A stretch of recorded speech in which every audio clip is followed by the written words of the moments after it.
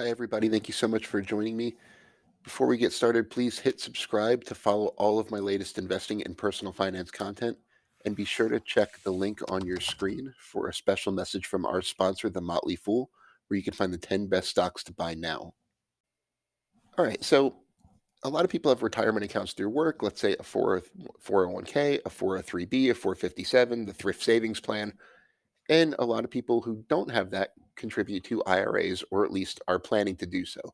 So, a big question that I get asked a lot as a financial planner is how much do I need to contribute in order to meet my retirement savings goals?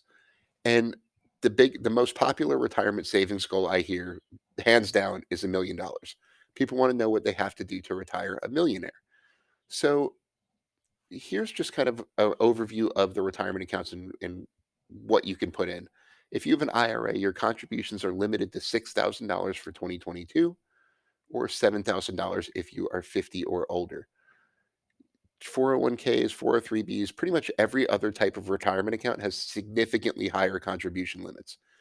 So, point being, the only way that the contribution limit is could be a limiting factor to retiring a millionaire is if you only save through an IRA. Unless you're starting very early, it can be tough to build an IRA up to $1 million balance based on those limitations.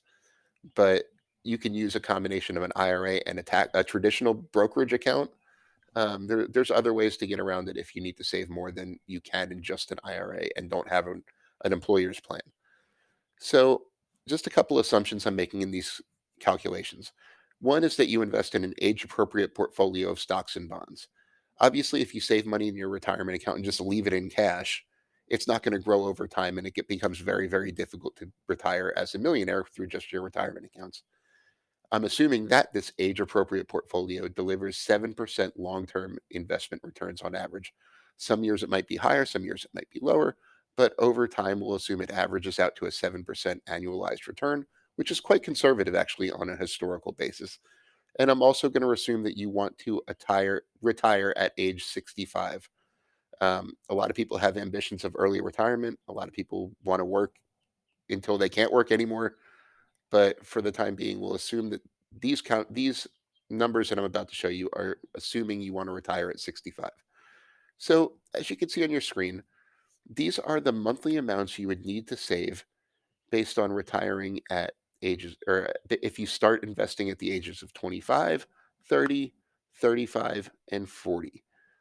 So, these are monthly amounts based on those 7% returns.